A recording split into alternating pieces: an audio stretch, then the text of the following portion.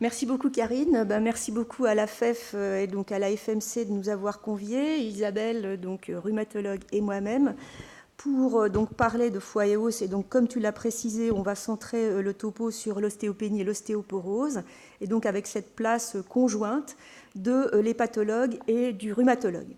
Alors nous n'avons pas de lien d'intérêt avec cette présentation. L'ostéoporose, c'est une maladie diffuse du squelette qui va se caractériser par une diminution de la résistance osseuse et qui peut compliquer effectivement l'évolution des hépatopathies, notamment lorsqu'ils reçoivent une corticothérapie. Cette fragilité osseuse excessive, elle va aboutir au risque de fracture, avec les conséquences des fractures sur la qualité de vie, sur la morbidité, parfois même la mortalité des patients. Et comme Karine l'a dit, c'est une affection qui, même lorsque les fractures sont déjà présentes, est manifestement sous-diagnostiquée et sous-traitée. Alors, si vous faites appel à quelques souvenirs, vous allez reconnaître la courbe de la densité minérale osseuse en fonction de l'âge. Vous savez que le squelette est en perpétuel remaniement sous l'influence des ostéoclastes qui résorbent l'os et des ostéoblastes qui construisent la matrice osseuse qui sera minéralisée. Et donc la masse osseuse varie au cours de la vie avec une acquisition qui se fait pendant l'enfance, l'adolescence, jusqu'à un maximum qui survient à l'âge de 30 ans, c'est le pic de masse osseuse. Et puis ensuite, la masse osseuse baisse un petit peu plus rapidement chez la femme au moment de la ménopause. Alors je profite de cette courbe pour vous donner tout de suite la définition du T-score qui intervient dans la définition de l'ostéoporose. Le T-score va permettre de situer la masse osseuse de votre patient par rapport au pic de masse osseuse, donc en termes de déviation standard. Donc un T-score à -2, c'est à -2 déviation standard du pic de masse osseuse. Je suis revenue en arrière, c'est pas ça. Alors, parallèlement à la baisse de la masse osseuse, on assiste à une augmentation donc, des fractures ostéoporotiques. C'est particulièrement visible pour les fractures du col du fémur en vert, aussi bien chez la femme à gauche que chez l'homme à droite. Et on a donc depuis 1994 une définition OMS de l'ostéoporose. Donc un T-score normal, c'est un T-score supérieur à 1. On parle d'ostéopénie entre -1 et -2,5. D'ostéoporose dès que le T-score est inférieur à -2,5. Et d'ostéoporose sévère lorsque ce T-score franchement abaissé s'accompagne de fractures. Pour toute diminution d'une déviation standard de la densité minérale osseuse, on estime que le risque fracturaire est multiplié par 2, voire par 3 dans certaines études pour les fractures du col du fémur. Mais cette définition de l'ostéoporose, elle doit être prise au sens large, car on s'aperçoit que plus de 50% des fractures périphériques surviennent chez des patients qui n'ont pas encore atteint le seuil fatidique des -2,5 déviations standard, ce qui fait que la baisse de masse osseuse est un facteur prédictif important de fracture, mais ce n'est pas le seul, et on comprend très bien par exemple qu'à T-score égal, -2, le patient va pouvoir se fracturer s'il tombe fréquemment, alors qu'il se fracturera. Le risque de fracture est beaucoup moins important s'il ne tombe jamais. Inversement, le seuil de -2,5 qui définit l'ostéoporose densimétrique n'est pas obligatoirement un seuil d'intervention thérapeutique.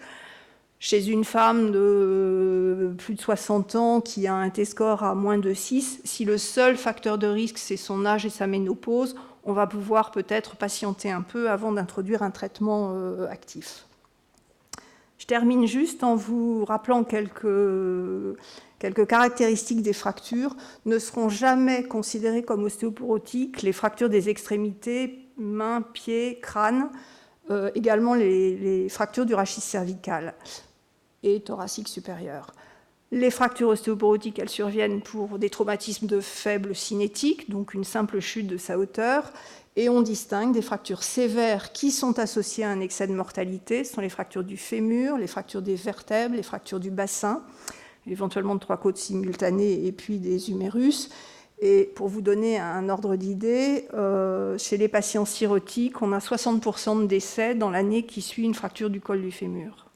Et puis il y a des fractures non sévères qui ont éventuellement des conséquences fonctionnelles mais qui n'ont pas de retentissement sur la mortalité. Ce sont les fractures du poignet qui annoncent très souvent, en tout cas chez la femme, l'entrée dans la maladie ostéoporose.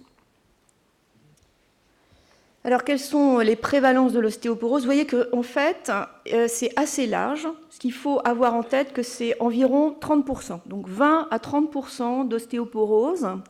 Donc, c'est difficile vraiment d'avoir des chiffres fiables parce que les études ne sont pas très, très bien faites. On voit que, en fait, et ces chiffres-là, ils sont à peu près les mêmes qu'on ait des maïs cholestatiques, des maïs de surcharge, des hépatites auto-immunes, des maladies alcooliques du foie. Peut-être on est au chiffre plus haut, 30%, lorsqu'on est aux cirrhoses et les cirrhoses sévères, et bien sûr en pré-transplantation. Donc à peu près 30%. Et on voit que les risques fracturaires est bien sûr augmenté, donc c'est aussi environ 20 à 30%.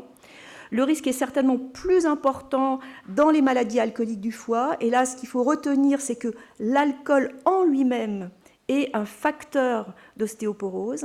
Et la prise d'alcool supérieure à 10 grammes, supérieure à 1 verre par jour, est un facteur qui va être responsable d'ostéopénie et d'ostéoporose. Et lorsque les patients sont abstinents pendant 2 ans, ils trouvent leur facteur de risque antérieur. Donc ça, c'est des éléments importants concernant cette prévalence de l'ostéoporose et des maladies hépatiques. Alors, donc le premier cas clinique, c'est une femme de 47 ans, non ménopausée, qui est suivie pour une forme de chevauchement, donc une CBP cholangite auto-immune. Et les questions sont les suivantes. Quels sont les facteurs amenant à suspecter une ostéoporose? A, un IMC à 24,6. B, une perte de taille supérieure à 4 cm par rapport à la taille qu'elle avait à 20 ans. C, une fracture récente de l'humérus après chute. D, une chute survenue dans l'année. Et E, la corticothérapie de 10 mg par jour pendant 6 mois. En fait, ça ne marche pas. Start vote. Ah si. On ne voit pas tout. Ouais.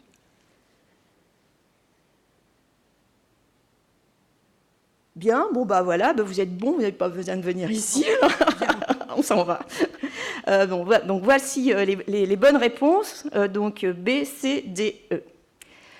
Alors, c'est vrai qu'il y a des facteurs de risque d'ostéoporose et de fracture qui sont assez liés à la population générale, mais qu'on va bien sûr trouver au cours des hépatopathies chroniques. Comme je l'ai dit, la consommation excessive d'alcool, et vous voyez, c'est des petites doses d'alcool, le tabagisme actif, la faible corpulence, et ça va être un IMC inférieur à 19, la ménopause précoce, donc inférieure à 45 ans, les hypogonadismes primaires ou secondaires qu'on peut voir par exemple dans l'hémochromatose, la corticothérapie au long cours, et ça veut dire 5 mg par jour plus de 3 mois, donc c'est pas beaucoup, hein.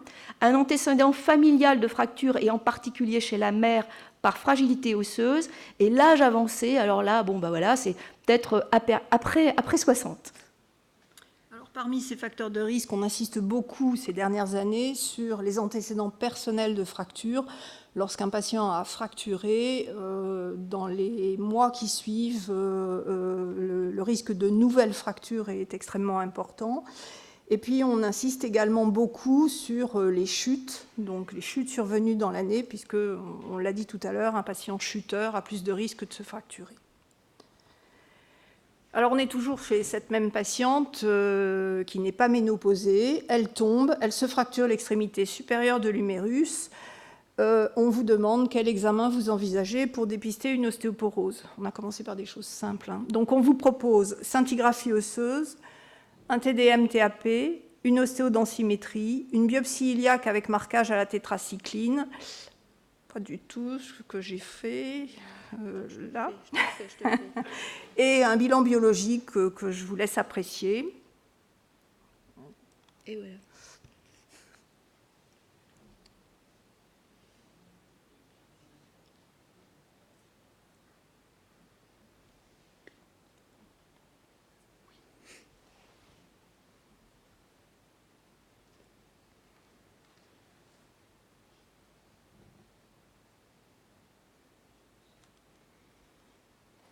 Alors, le bilan biologique, je ne suis pas sûre que les facteurs rhumatoïdes et les anticorps anti-CCP soient très informatifs pour l'ostéoporose.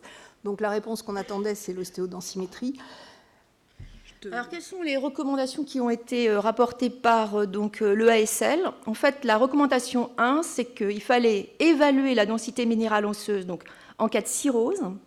En cas d'hépatopathie cholestatique, ça veut dire qu'une cholestase qui dure plus de 3 mois, de corticothérapie au long cours, comme je vous ai dit, supérieure à 3 mois, et avant la transplantation hépatique. Et le ASL recommande de recourir à la densitométrie, donc Isabelle va nous en parler, pour ce diagnostic d'ostéoporose et d'ostéopénie, mais aussi donc aux radiographies du rachis. Alors, en effet, le diagnostic de l'ostéoporose repose principalement sur l'ostéodensimétrie, mais il va falloir, comme on va le voir, vérifier les radiographies rachidiennes et vérifier le bilan biologique. Donc l'ostéodensimétrie, c'est la technique de référence pour mesurer la densité minérale osseuse, mais elle peut également se mesurer au scanner. On la mesure en 2 sites, le rachis lombaire, l'extrémité supérieure du fémur, là où ça casse, et le résultat donc est exprimé en T-score, qui encore une fois situe votre patient par rapport au pic de masse osseuse. Alors ça se présente comme ça, vous avez l'identité du patient en haut, une image qui vous permet de voir où est prise la mesure, et les densités qui correspondent à chacune des vertèbres, et on va surtout s'intéresser au total, avec des résultats exprimés en grammes par centimètre carré, à 0,764 et en T-score à moins 3,2. Alors le rachis peut être source d'erreurs, comme ici chez cette patiente avec une arthrose très importante donc dans la scoliose. Et les mesures fémorales sont beaucoup plus fiables. Donc au fémur, on s'intéresse à la densité du col et à la densité de la hanche totale. Entre les 3 mesures, rachis, col, hanche totale, on prendra le T-score le plus faible, donc en l'occurrence chez ce patient, qui était également le premier exemple que je vous avais montré, c'est le rachis qui était à moins 3,2.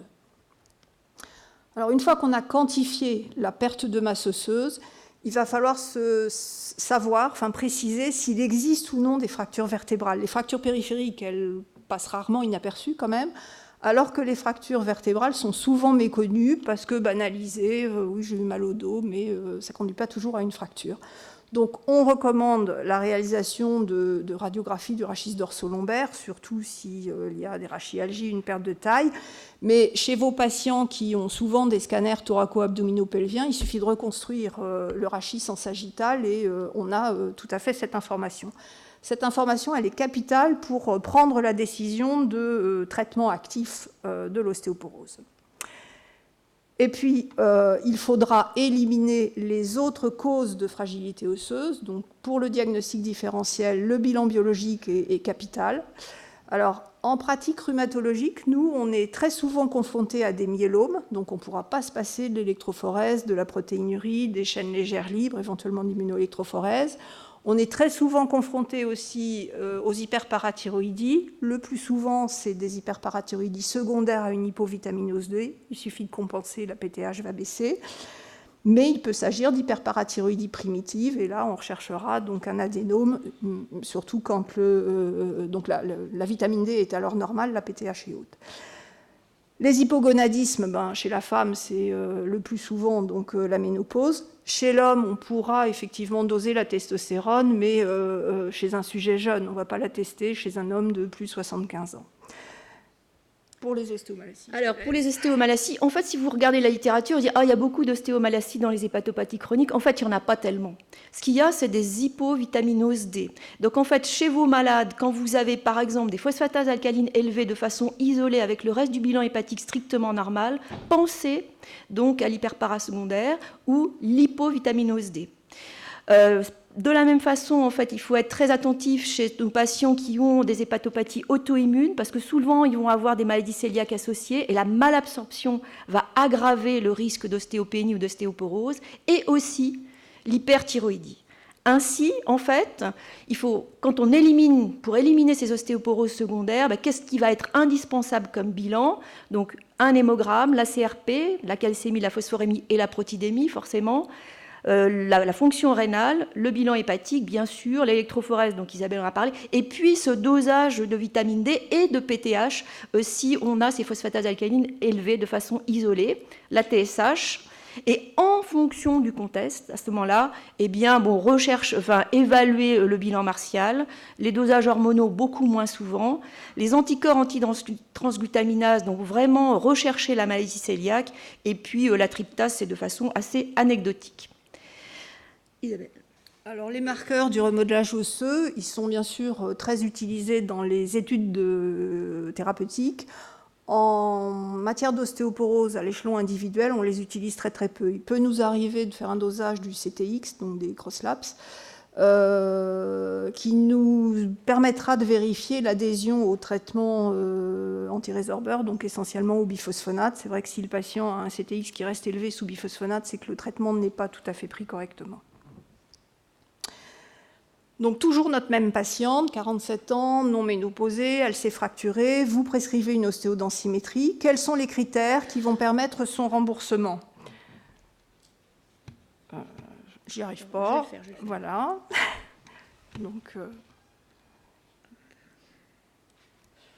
Donc l'IMC à 24,6, une taille actuelle d'1,56 m pour 1,62 m à 20 ans, une fracture récente de l'humérus après chute, une chute survenue dans l'année et une corticothérapie de 10 mg par jour depuis plus de 6 mois.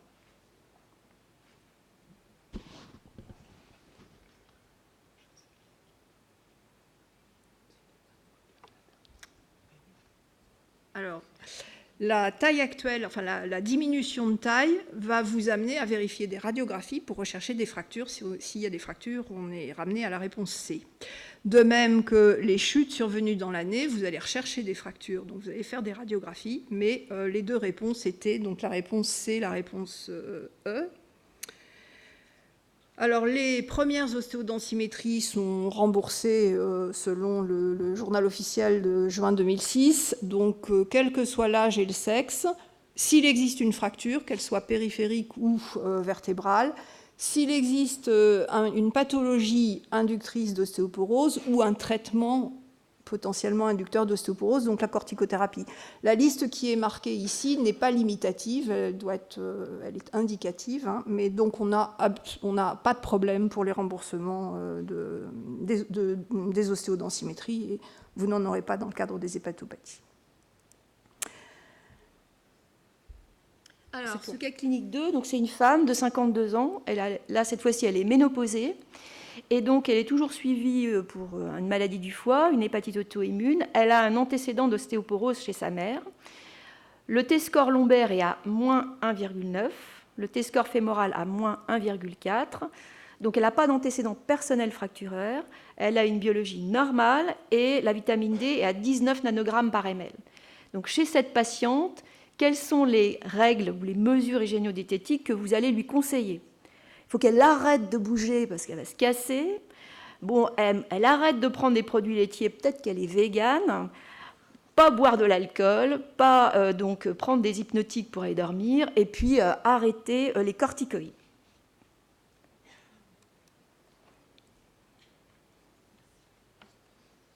Donc c'est assez facile hein, quand même, finalement.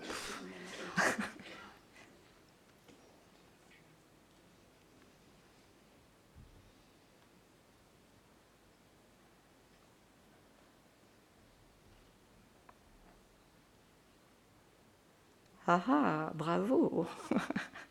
Bon, c'est effectivement ça. Bon, c'était assez simple.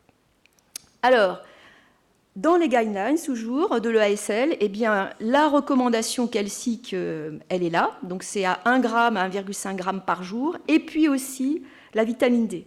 Donc là, vous voyez qu'en fait, la recommandation, c'est soit par jour, soit une dose toutes les 2 semaines. En fait, ça dépend un petit peu des habitudes qu'on a. Et ça doit être proposé à tous les patients ayant une hépatopathie chronique dès qu'ils ont une ostéopénie. Alors, les apports calciques journaliers conseillés, ils sont de 1000 à 1200 mg après 50 ans. Lorsque les patients ont un régime calcique correct, ça ne sert à rien de les supplémenter, c'est même peut-être délétère au plan cardiovasculaire. Il faut donc repérer les patients qui ont un régime calcique faible. Alors on a des interrogatoires détaillés, mais on pratique en 3 questions. Est-ce que vous buvez du lait? Est-ce que vous consommez des yaourts? Est-ce que vous prenez du fromage? On arrive très bien à repérer ceux qui vous disent « j'ai horreur des produits laitiers » et puis ceux qui, au contraire, en prennent facilement. Donc quand ils sont manifestement carencés en apport calcique, on va si possible, privilégier les apports alimentaires. Alors, c'est souvent difficile de leur proposer du lait. Donc, on on aura recours assez facilement aux eaux minérales riches en calcium. Et là, je vous ai marqué des petites différences. Vous voyez que certaines eaux sont très très riches par rapport à d'autres. On peut également donner une supplémentation médicamenteuse, mais il faut savoir que c'est très très mal, l'adhésion au traitement est très très mauvaise parce que bon, c'est crayeux et donc les patients l'arrêtent assez rapidement. La vitamine D, donc le taux conseillé est supérieur à 30 nanogrammes par millilitre. Le problème, c'est que sous nos latitudes, 80% des patients ont un taux de vitamine D en dessous de ces normes. Il va donc falloir les supplémenter. On a l'habitude de proposer d'une part un traitement d'attaque pour normaliser rapidement le taux de vitamine D, puis ensuite un traitement d'entretien. Alors pour le traitement d'attaque, traditionnellement, on prenait des ampoules de 80 à 100 000 unités qu'on administrait tous les 15 jours, plus ou moins souvent, donc en fonction du taux initial. Et puis le traitement d'entretien, c'était 80 à 100 000 unités tous les 2 à 3 mois. Des données récentes laissent penser que peut-être il serait préférable de donner des doses plus faibles, 50 000 unités, plus fréquemment, donc toutes les semaines pour le traitement d'attaque, tous les mois pour le traitement d'entretien. Puis on peut également donner une supplémentation journalière. Donc si c'est uniquement de la vitamine D, ce sont des gouttes. Sinon, ça peut être associé à la supplémentation calcique, mais toujours avec le même problème d'une compliance qui n'est pas très bonne. Il y a donc les autres règles hygiéno-diététiques, donc arrêt ou dose minimale efficace des corticoïdes, ça on fait comme on peut, en particulier dans les hépatites auto-immunes. Sevrage des médicaments pourvoyeurs de chute, ça on est assez habitué. Faire arrêter le tabac, c'est quand même compliqué. Éviction des boissons alcoolisées, on a vu qu'une petite dose d'alcool, 10 grammes, donc il faut essayer d'y arriver. Et surtout, en fait, faire bouger les gens. Il faut qu'ils aient une activité physique régulière. Et puis, bon, la prévention des chutes, c'est chez le sujet âgé. Donc, quelle est la surveillance ostéodensitométrique ? Alors, la surveillance ostéodensimétrique, donc en absence de corticothérapie, on pourra proposer de refaire une ostéodensimétrie 3 à 5 ans après la première, en fonction, enfin surtout s'il existe de nouveaux facteurs de risque, mais donc en général 3 à 5 ans après la première.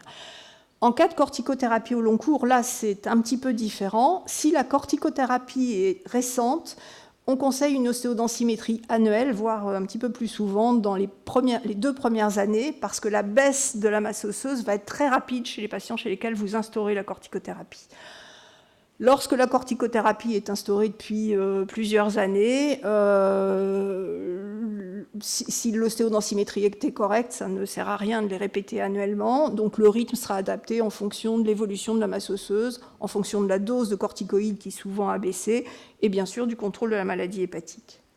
Ainsi, en fait, donc, les guidelines qui ont été proposées par le ASL, c'est si on a un T-score normal, on répète donc l'ostéodensimétrie tous les 3 ans, ostéopénie à 2 ans, ostéoporose à 1 an, et donc à moduler en fonction de la corticothérapie, comme Isabelle vient de le dire.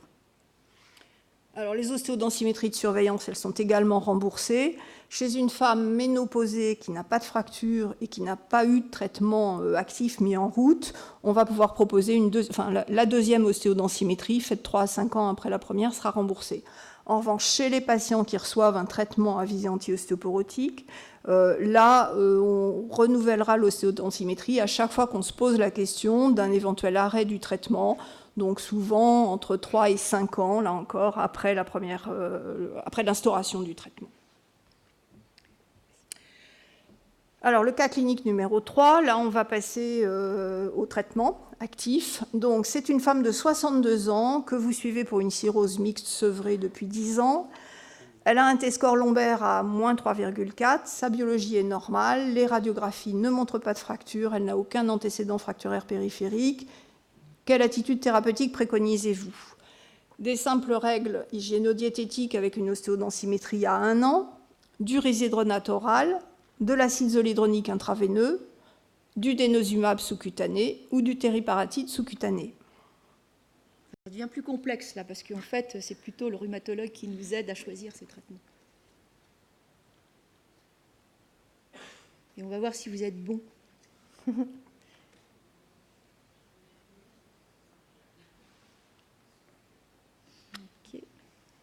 On verra tout à l'heure. Donc, voilà les deux réponses. Un autre cas clinique, dont un homme de 65 ans, il est en bilan pré-greffe. Donc là, il a un T-score donc à moins 1,4 au niveau lombaire, il a une petite cytolyse, il n'a pas d'antécédent fracturaire. Et donc, quelles sont les attitudes que vous préconisez? Donc, A, vous lui donnez aucun traitement, vous faites une ostéodensitométrie à 1 an, vous lui donnez des conseils hygiéno-diététiques, vous appelez le rhumato avant la greffe, ou alors vous appelez le rhumato après la greffe, et puis voilà, vous y allez direct, biphosphonate oraux ou intraveineux.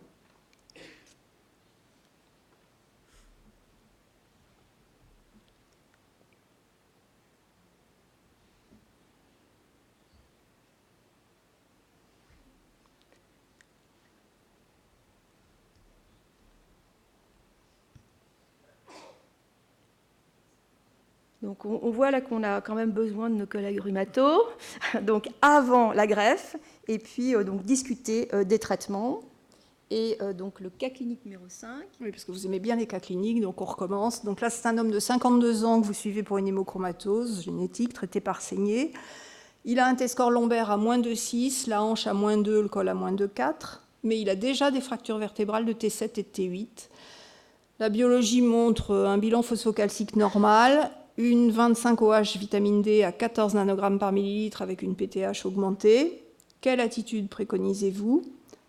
Abstention thérapeutique avec ostéodensitométrie à 3 ans, simple règle hygiéno-diététique avec ostéodensitométrie à 1 an, cure chirurgicale d'un adénome parathyroïdien, biphosphonate après recharge vitaminique D, tériparatide après recharge vitaminique D.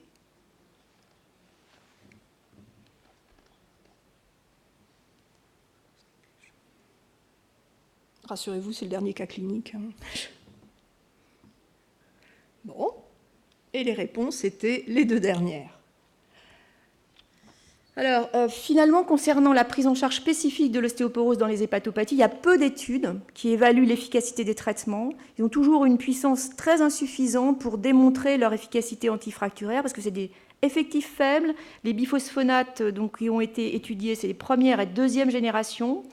Des schémas d'administration variables, des durées de traitement trop courtes. Il n'y a aucune étude avec les spécialités les plus récentes. Donc en fait, les guidelines, c'est un petit peu large. Donc recourir au biphosphonate chez les sujets cirrhotiques avec ostéoporose. Donc on a vu comment est-ce qu'on déterminait l'ostéoporose.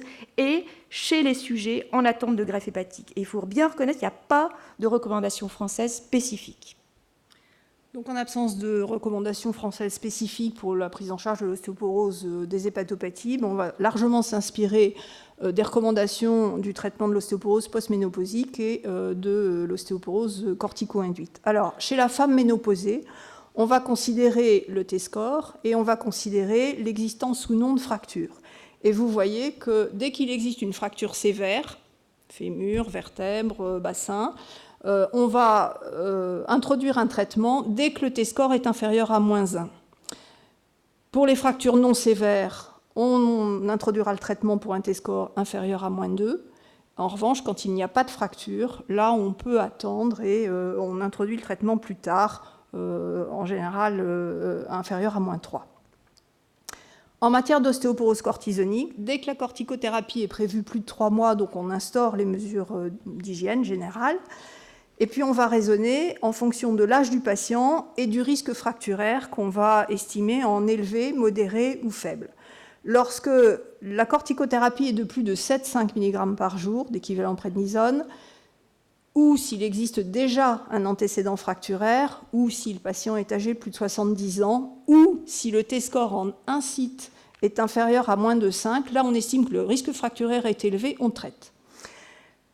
A l'inverse, si les patients sont jeunes, donc femmes non ménopausées ou hommes de moins de 50 ans, là on estime que le risque de survenue de fracture est relativement faible et donc on va évaluer individuellement le risque fracturaire, mais on n'instaure pas le traitement de façon systématique. Et puis il y a toutes les situations intermédiaires où là il vaut mieux faire appel aux spécialistes.